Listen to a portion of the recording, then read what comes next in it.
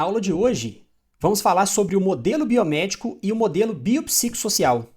Então a gente vai mostrar essa diferenciação, porque aqui no modelo, no nosso método, né, TAC5, a gente vai utilizar, a gente vai direcionar para o modelo biopsicossocial. Esse modelo biomédico ainda é usado hoje por muitos profissionais da saúde, mas era ainda mais comumente utilizado em alguns anos atrás. Mas, de acordo com os estudos, né, e tudo que vem sendo apresentado de avanço tecnológico e das percepções que foram acontecendo ao longo do tempo, a gente vê que o modelo que mais se enquadra para a nossa abordagem clínica é o modelo biopsicossocial. E eu vou apresentar isso aqui para vocês com alguns detalhes, tá? Eu vou usar o exemplo da dor lombar inespecífica, tá? Mas isso se encaixa para várias outras situações, porque eu vou trazer alguns estudos específicos, né? Alguns estudos científicos falando sobre dor lombar específica, só para a gente conseguir ilustrar essa diferenciação entre o modelo biomédico e o modelo biopsicossocial, tá? Para que vocês consigam entender isso de uma forma mais globalizada, né? Utilizando o exemplo da dor lombar específica, lembrando que isso vai se enquadrar para qualquer outro tipo de situação, né? Qualquer outro tipo de sintoma que esse paciente se apresente, tá? Bom, quando a gente fala aqui do modelo biomédico, né, versus o modelo biopsicossocial, eu vou falar inicialmente sobre o modelo biomédico, né, um modelo que era utilizado aí, era não, né, ainda é utilizado aí por alguns profissionais da saúde, mas que já foi mais utilizado em anos anteriores, e isso, ainda bem, né, vem sendo modificado com o tempo. Mas como isso faz parte até de um senso comum, pessoal, os pacientes que chegam presentes dentro do consultório, os profissionais que têm uma visão mais antiga ou que não se atualizaram aí ao longo do tempo, ainda adotam muito esse modelo biomédico, tá? O que é esse modelo biomédico? O modelo biomédico é aquele modelo onde ele foca basicamente na estrutura. Então o paciente chegou com uma dor na lombar, por exemplo, que é o exemplo que a gente está usando aqui para ilustrar essa diferenciação, o que muito profissional da saúde faz? Te questiona umas 2, 3 perguntinhas, só para saber, minha dor lombar, começou há tanto tempo, beleza? Ótimo. Faz o seguinte, faz um exame de imagem para mim, um raio-x, tomografia, ressonância, e depois você volta aqui. E o que ele faz? O que ele viu no exame de imagem, ele se ancora naquela resposta. Ah, você está com essa dor no lombar porque você está com uma protusão discal. Ah, você está com essa dor porque aqui, ó, o desgaste que você tem. Olha o bico de papagaio que está aqui no seu exame. Então, o que deu no exame de imagem, ele se ancora naquilo. Então a gente fala que é uma visão extremamente fragmentada do corpo desse indivíduo. A gente já viu nas aulas anteriores o quanto o nosso sistema se integra um em relação ao outro. Falando então da lombar, a lombar para conseguir ter uma boa função, ela depende de boa mobilidade torácica, ela depende com que a região pélvica, né, ilíaco, sacro, a região coxofemoral esteja movimentando bem. As adaptações que vêm lá debaixo do pé podem influenciar na região lombar. Os captores, né, se eu falar de cicatriz, vísceras e até captores ocular, ATM, podem influenciar na mecânica da lombar. Então, pera lá, será que a dor desse indivíduo realmente é porque o exame de imagem deu aquele desgaste? Então, o modelo biomédico, ele fragmenta a visão olhando exclusivamente para a lombar. Opa, a dor está na lombar? Deixa eu ver o que está acontecendo. E muitas vezes se ancorando naquilo que o exame de imagem apresenta. Então, a gente fala que a busca, né, para identificar o que está causando, ele fica muito na doença. Ah, você está aqui porque você tem uma hérnia, você tem essa dor aqui porque você tem uma artrose, né? E quando a gente tem essa visão de enxergar única e exclusivamente a estrutura, o caminho que é direcionado ao paciente é o quê? Medicação ou cirurgia? Medicação via oral ou injetável, né? Hoje, infiltrações de forma geral, bloqueios aí da coluna, aplicação de ácido hialurônico, que está muito em alta e que nem sempre é a melhor indicação, tá? Nem sempre é a melhor indicação. Eu vou falar assim, a maioria das vezes ela não é indicada, tá?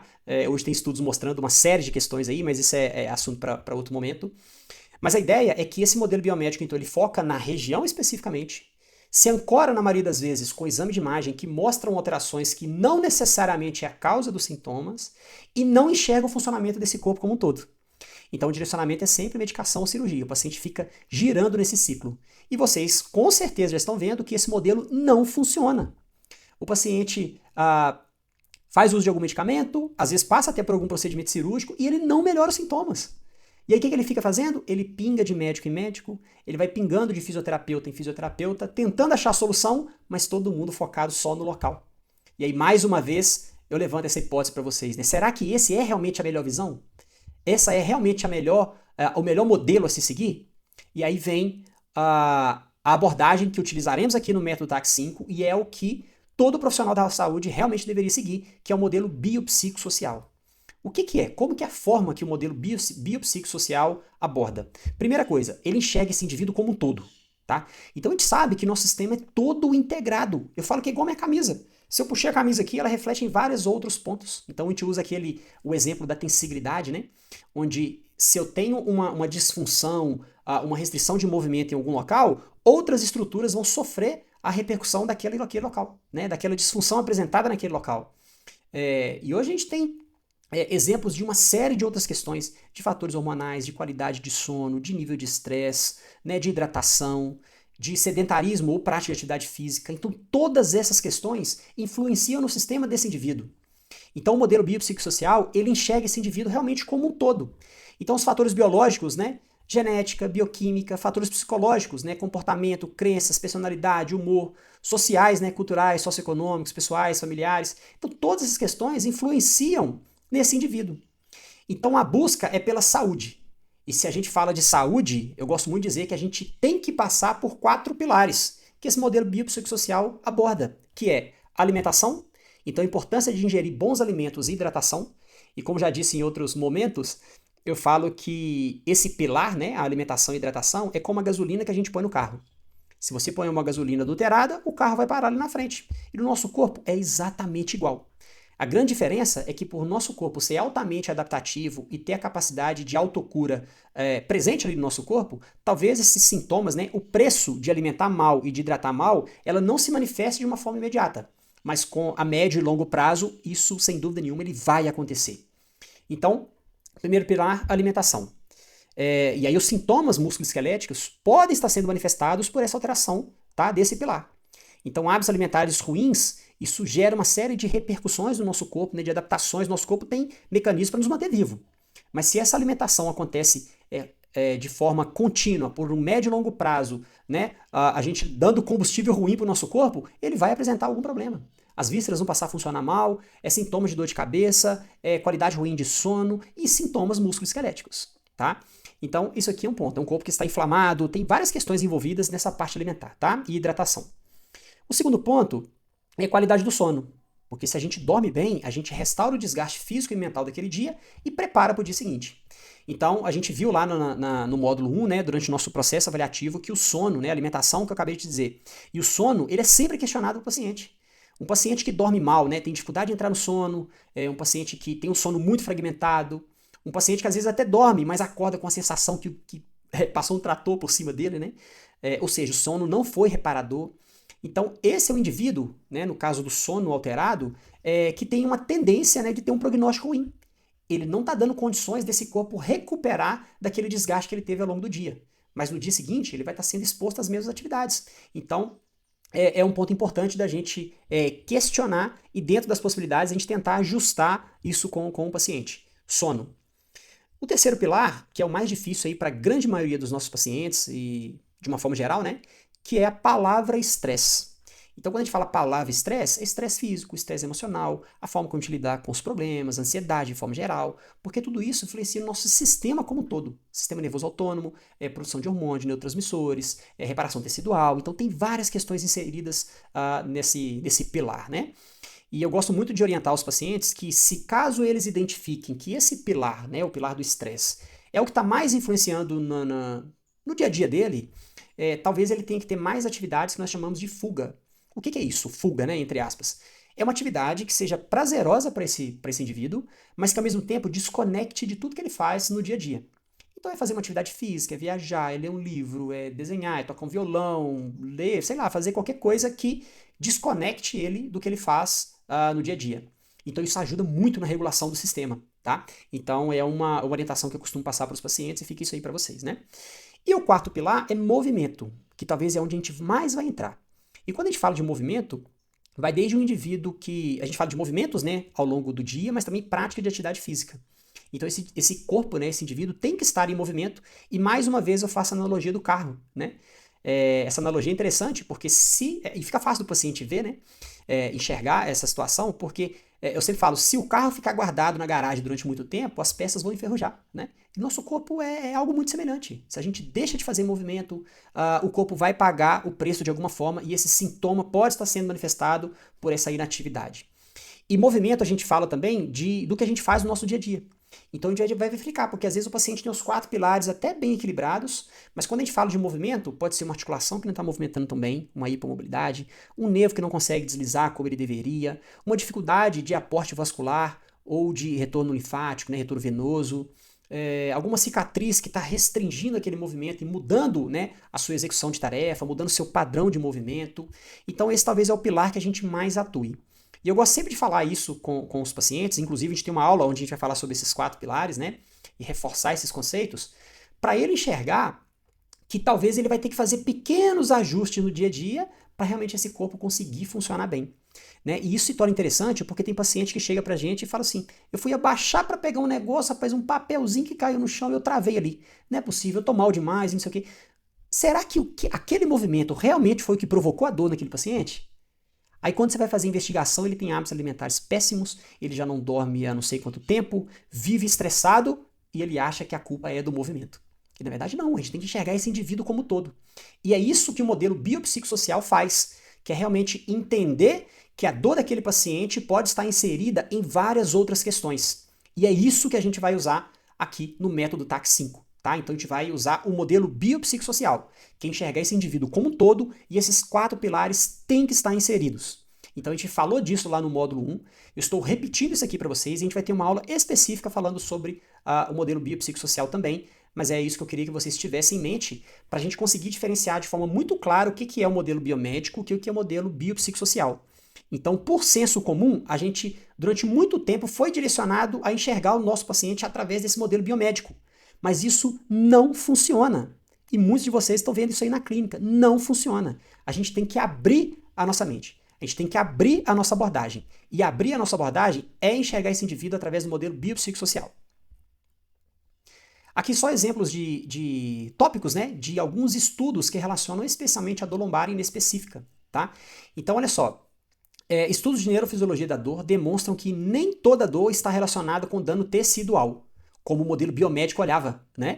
Então, a hérnia de disco, hoje tem estudo que mostra, né? Com 20 anos de idade, na faixa etária, né, de 20 a 30, 37% da população já tem protusão discal. E com 80 anos de idade, 97% tem essa protusão discal. Ou seja, ela faz parte de um desgaste natural do tempo. Então, será que toda vez, né? Então, será que esse indivíduo fez o exame de imagem? É muito provável que ele dê uma alteração discal, porque os estudos mostram isso pra gente, que isso faz parte de um processo natural do tempo, né? De desgaste natural do tempo. Será que toda dor é proveniente daquilo que você está vendo no exame de imagem? Então, os estudos mostram pra gente que não. Nem tudo aquilo que você está vendo no exame de imagem é compatível com o sintoma do paciente. Eles são, na verdade, um desgaste natural do tempo. Então o modelo biomédico se ancorava nisso. Agora não. A gente sabe que tem outras questões inseridas e a gente precisa avaliar esse indivíduo como um todo, tá? Não sejam direcionados pelo que o exame de imagem está mostrando para vocês, tá? A gente precisa olhar esse indivíduo como um todo e depois, caso tenha necessidade, a gente checa alguma coisa com o exame de imagem, mas não sejam influenciados pelo que o paciente está falando, porque ele vai fazer exame de imagem, ele vai ler no Google, ele vai chegar para você falando, não, eu tô com hernia de disco, eu tô com desgaste na minha coluna, eu tô com, sei lá, algum problema aqui no joelho. Calma, calma. Isso aí é uma alteração a nível estrutural e não necessariamente essa estrutura que está provocando sintomas desse paciente, tá? Ela pode ser uma parte desse processo que está gerando sintomas, mas a gente precisa olhar esse indivíduo realmente como um todo, tá? A dor lombar inespecífica, elas ocorrem em aproximadamente 90% dos casos, tá? Então é uma dor que a gente não consegue especificar por que ela está sendo causada. Tá? Então ela não é causada pela essa alteração estrutural, mas ela pode ter diversas outras possibilidades, tá? Mas é muito, é uma quantidade inúmera mesmo, né? Uma quantidade infinita, né? São inúmeras possibilidades para o desenvolvimento de dor lombar inespecífica. A dor lombar tem história natural favorável, então se o indivíduo não faz uso de medicamentos, se ele não vai no médico, se ele não vai no fisioterapeuta, mesmo assim essa dor pode se resolver espontaneamente dentro de 30 dias, tá? Então é uma média que a gente vê aí, tá? Os estudos já mostram isso pra gente, e o que a gente faz na fisioterapia e outros profissionais da saúde é acelerar esse processo de recuperação. E muito desse processo de recuperação bate naqueles 4 pilares. Bons hábitos alimentares e hidratação, boa qualidade de sono, estar em movimento, e aí se tem alguma restrição de movimento a gente corrige isso, né, na fisioterapia, e controle e manejo do estresse. As dores lombares com sinais clínicos importantes correspondem a menos de 10% dos casos. Então, os casos que realmente são mais graves ou que exigem um pouco mais de atenção é a minoria. Então, você imagina que de 10 pacientes que chegam para vocês, apenas um tem realmente sinais clínicos importantes, né? Então, a maioria dos casos, ele tem um bom prognóstico. Esse paciente vai melhorar muitas vezes até espontaneamente. Só que, óbvio, ele está procurando a gente vai resolver esse problema, a gente vai enxergar de onde está vindo a causa daquele sintoma para atuar e evitar, inclusive, a recorrência, né? Atuar como tratamento e também como forma preventiva aí desse indivíduo para que ele não tenha mais recorrência. E apenas 2% dos casos de dor lombar tem relação com problemas mais graves. E problemas mais graves é o quê? Tumores, infecções, né, inflamação sistêmica, síndrome de caldequina, fraturas. Então tudo isso aqui está inserido, né, pode estar inserido nesses 2%, que são casos aí extremamente fora ali da curva. E lembrando que né, que foi o que a gente viu no módulo 1, através dos sinais e sintomas a gente consegue determinar isso muito bem. Né? Vocês também têm aula aí sobre as bandeiras vermelhas, que eu passei algumas características que faz a gente acender uma luz que, opa, esse paciente tem alguma alteração mais grave.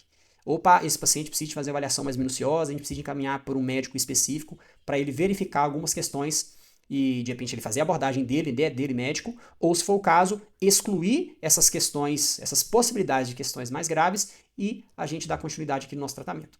Então, aqui só alguns exemplos de alguns estudos, tá? Só para que vocês tenham alguma noção já mais clara sobre essas dores lombares e já comecem a quebrar esse mito, tá? De que tudo que está no exame de imagem é coerente com o sintoma do paciente, e na verdade não é isso. A gente vê que o próprio prognóstico do paciente é extremamente favorável. A gente viu através desses estudos que os casos mais complexos, eles são a minoria dos casos, e que, através do módulo 1, pela característica, né, os sinais, sintomas, os relatos que o paciente faz, a gente mesmo já consegue diferenciar que aquilo não está cheirando bem, né, que aquilo é possivelmente uma bandeira vermelha, e que a gente consegue direcionar os nossos pacientes para o profissional mais adequado naquele momento. Aqui é um exemplo, tá? É um slide, tá? Porque se a gente for falar de neurofisiologia da dor, eu acho que eu ficaria aqui meses falando para vocês. Mas aqui é só para ilustrar uma informação que eu queria passar para vocês. A dor, pessoal, ela é uma percepção a nível cortical, tá? Então, se eu tenho, por exemplo, um corte aqui na minha mão, para o nosso organismo, né, para o meu organismo interpretar aquilo como dor, ela vai seguir toda uma via neuronal e chegar lá a nível central e ele vai interpretar aquilo como dor.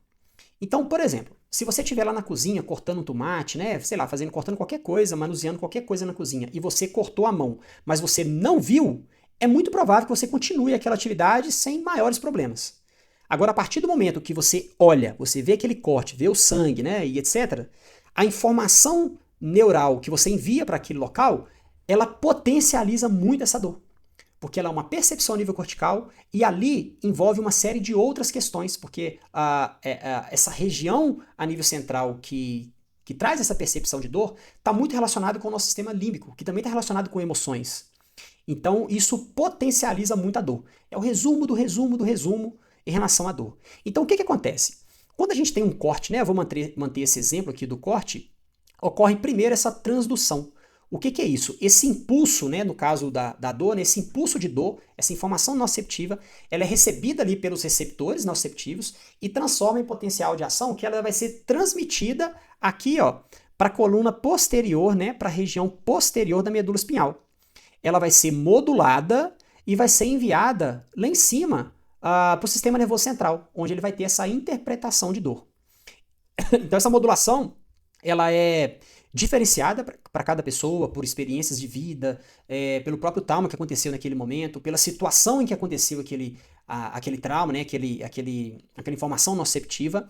Então isso é variável de pessoa para pessoa, e isso também pode fazer com que esse indivíduo apresente mais ou menos dor, né? Porque isso é modulado e isso é percebido a nível central, e isso depende de muitas questões, como citei aqui as experiências de vida, por exemplo, né?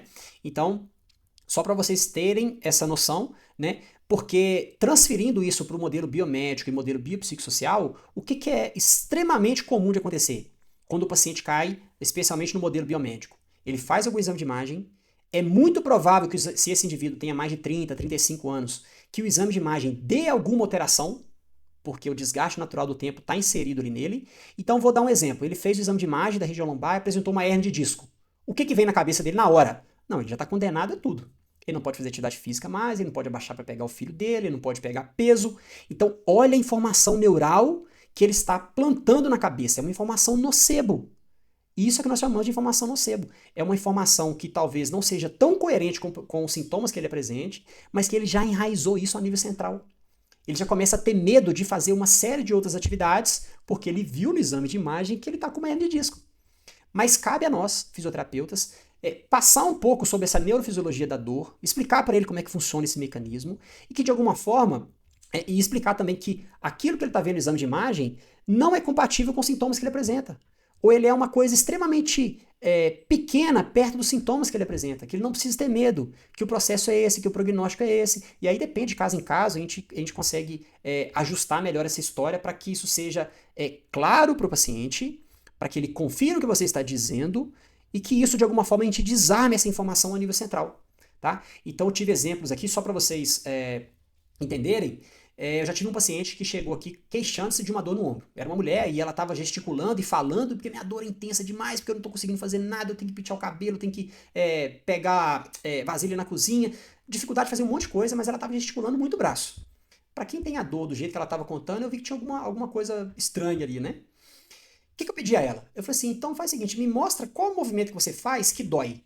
O que ela fez? Ela parou de falar, ela olhou para o ombro dela e começou a fazer um movimento fibrilando aqui assim, ó, fazendo expressão de dor, sabe, no rosto, e não conseguiu executar o movimento. Ela, nossa senhora, dói demais, dói demais. Eu falei com ela, faz o seguinte, aí continuei conversando e tal.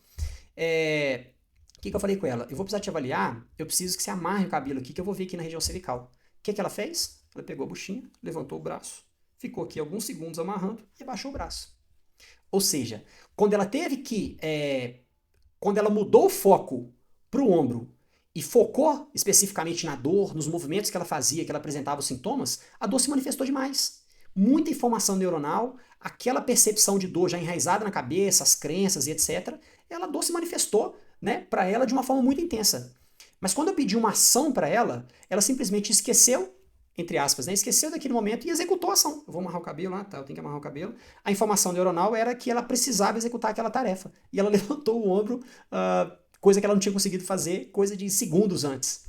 Então, assim, é extremamente interessante que vocês estudem sobre neurofisiologia da dor. Então, eu trouxe esse slide para falar algo muito simplório, né? Como eu disse, eu posso ficar meses aqui debatendo esse assunto, mas só para ilustrar um pouco das possibilidades, e eu acho que é algo extremamente interessante que vocês estudem sobre neurofisiologia da dor. A gente vai falar um pouco mais disso ao longo aqui do método TAC5, mas aqui é só para ilustrar um pouco sobre essas questões, né? Relacionar a neurofisiologia da dor com esse modelo biomédico e biopsicossocial. Então essa dor pode ser, resumido para a gente fechar, né? Ela pode ser potencializada quando a gente simplesmente vê a imagem, vê o laudo do exame de imagem. Então a gente tem que ter muito cuidado e até por isso que o modelo biomédico, ou modelo biopsicossocial, ele entra muito melhor do que esse modelo biomédico. Porque de cara a gente não pede exame de imagem. Lembra que eu falei com vocês? O exame de imagem a gente pede quando suspeita de um trauma, de doença infecciosa, de um tumor, porque clinicamente a gente consegue direcionar tudo que a gente precisa. A gente já tem um entendimento do corpo como um todo, então o exame de imagem vem para situações extremamente pontuais e até evitar o exame de imagem, quando realmente isso é passível, né? A gente evita com que esse paciente entre nessas vias modulatórias de dor aí, né? Então que ele enraize essas informações negativas e potencialize essa dor. Então a gente ajuda a ter esse processo de modulação.